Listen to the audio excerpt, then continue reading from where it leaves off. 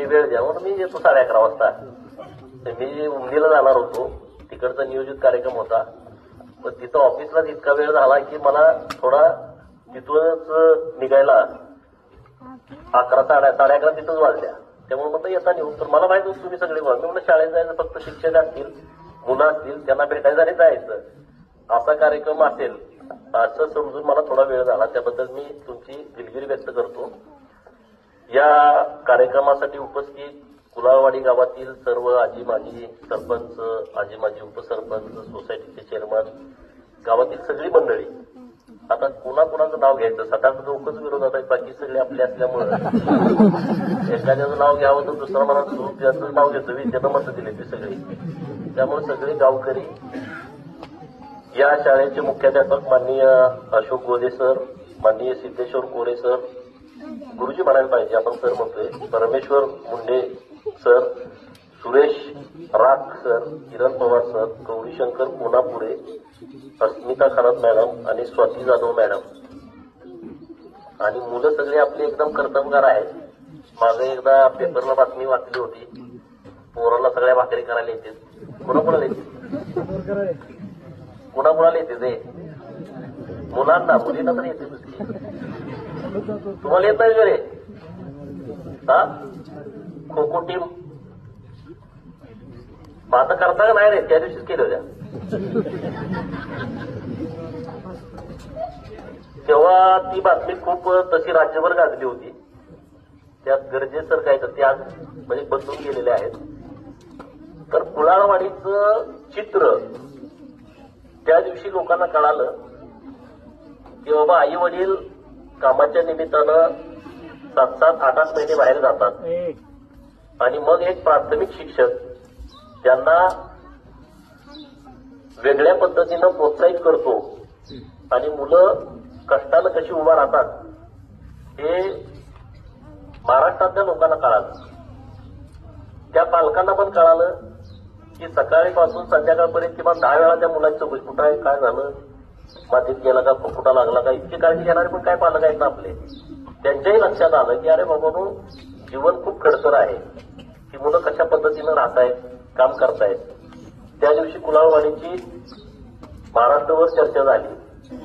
आता पुन्हा चर्चा होते की आपल्या गावातली मुलं इतकी कर्तबगार आहेत, त्यांच्याकडे वेगळी क्वालिटी आहे, त्यांना पाठबळ देण्याची, त्यांच्याकडून मेहनत करून घेण्याची आवश्यकता आहे. आणि ती मेहनत आपल्या जिल्हा परिषदच्या सर्व शिक्षकांनी घेतलेली आहे. त्यामुळं शिक्षकांनाही याचं मोठं श्रेय जात आहे. मी त्यांचंही सगळ्यांचं मनापासून अभिनंदन करेन.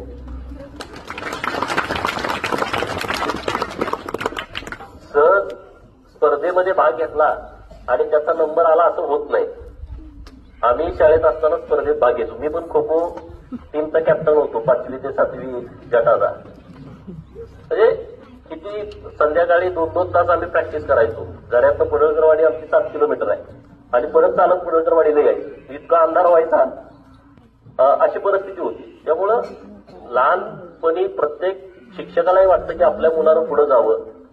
मुलं सुद्धा प्रचंड मेहनत घेतात, परंतु सगळ्यालाच यश मिळतं अशातला भाग नाही. परंतु परवा जेव्हा जतमध्ये या स्पर्धांचं उद्घाटन होतं RR कॉलेजवरती, तेव्हा मला बोलावलं होतं. मी तिथे गेलो होतो आणि तेव्हा शिक्षणाधिकारी, गट शिक्षणाधिकारी, विस्तार अधिकारी त्यांनी मला सांगितलं की आपल्या जतमध्ये खूप मुलं आहेत की ज्यांच्याकडे प्रचंड टॅलेंट आहे आणि जिल्ह्याच्या स्पर्धांमध्ये जत हा नेहमी नंबर 1 वरती असतो. आणि मग मी सांगितलं जत नंबर 1 वरती आहे, मी पण पाठीशी नंबर 1 सारखाच राहणार, काही चिंता करू नका. आपली मुलं सामान्य कुटुंबातली आहेत आणि आई वडील कष्ट करणारे आहेत आणि बाहेरगावी बरेच आहेत. बऱ्याच मुलांचे वडील कामाच्या निमित्तानं बाहेर आहेत, म्हणून त्यांची हेळसांड होऊ नये. ज्या मुलामध्ये प्रचंड क्वालिटी आहे आणि त्याला सोयी सुविधा मिळणार नाहीत म्हणून त्याचं नुकसान जत तालुक्यातल्या कुठल्याच खेळाडूचं मी स्वतः होऊ देणार नाही. जत तालुक्यातला आता इथं आवडीचा विषय आला की तुम्हाला किती अभिमान वाटतोय. मलाही अभिमान वाटतोय की माझ्या कुलाळवाडीतली एक सामान्य घरातली मुलगी आज जिल्ह्यामध्ये इतक्या चांगल्या फरकानं म्हणजे 20-20 मीटरचा फरक पाहतोय असं सरांचं म्हणणं आहे दुसऱ्या खेळाडूमध्ये आणि याच्यामध्ये. तर तिला मी आता दत्तकच घेतो, तिचं काय लागेल ते मला सांगा आता इथून पुढं. म्हणजे तिच्यासाठी काय तुम्हाला गरजेचं आहे ते तुम्ही मला सांगा. त्या पद्धतीनं तिला सगळी व्यवस्थापन करून देऊ. तिला इथं ठेवायचं आहे, कुठं बाहेर पाठवायचं आहे किंवा अन्य काही गोष्टी करायच्या आहेत, जे काय करावं लागतंय ते तुमच्या बाबतीमध्ये करून तुम्ही बसून ठरवून मला सांगा. त्या पद्धतीनं मी करेन. पण त्याचं आता परत कुलाळवाडीनं पण टेन्शन घ्यायची गरज नाही, त्यांच्या आई वडिलांनी पण टेन्शन घ्यायची गरज नाही. तुम्ही पण काळजी करता की बाबा तिला प्रॅक्टिसला, आता इथं प्रॅक्टिसला तुम्हाला ग्राउंड आहे. तर आता उद्या शनिवार रविवार सोमवारी मी तुमच्याकडे अधिकारी पाठवतो, त्यांना ती जागा दाखवून घ्या. पण त्याला किती निधी लागणार आहे तो तुम्हाला उपलब्ध करून देतो. नंबर 1. नंबर 2, ग्रामपंचायतच्या माध्यमातून एक जिल्हा क्रीडा अधिकारी सांगली यांना एक तुम्ही प्रस्ताव द्या.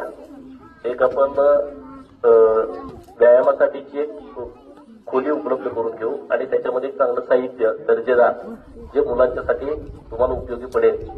हे 2 कामं अत्यंत महत्वाची आहेत. आणि तुमचं कंपाऊंडचं वगैरे काम आहे तो काय आपल्या हातातला विषय आहे, तो विषय आपण करून घेऊ. त्याला सरपंच म्हणते की जिथं जायचं ह्याला 10 देतो, त्याला 20 देतो, माणसाला काही कळत नाही कुठलं देतोय नेमकं. अगोदरचे आमदार होते त्यांनी का दिलं नाही, तर आता ज्यांनी दिलं नाही त्याच्याविषयी मी सांगू शकत नाही. पण मी जेवढं देऊ शकतोय मी तेवढं बोलतो. मी ज्या लोकांना शब्द दिलाय तो शब्द मी पूर्ण केलेला आहे. आणि त्यामुळे कुलाळवाडीसाठी माझी आत्मीयता पूर्णपणे वेगळी आहे. आणि पहिल्यांदाच माझा विषय आला की आता कुलाळवाडीसाठी काय करायचं, की मला तुम्ही इतका सपोर्ट केला, गावातले गट तर सगळे विसरले. मी 2 वेळा आलो तुम्हाला वाटतंय निवडणुकीच्या दरम्यान, तुम्ही एक मतानं एक दिलानं सगळे एकत्र बाहेरची लोक आणायची सगळी तुमची तयारी. मग आता कुलाळवाडीसाठी काय करायचं, तर मला असं एक गिफ्ट कुलाळवाडीसाठी देऊ की किमान मी इथं आहे तोपर्यंत लक्षात राहिलं पाहिजे. आणि म्हणून मी त्याची पूर्णपणे माहिती घेतली. तुमच्याकडे अधिकारी आले का या शेतात सर्वे करून गेले का? म्हणून म्हटलं की एक प्रोजेक्ट असा देऊ की सगळी कुलाळवाडी ही सोलरवरती आपण आणू.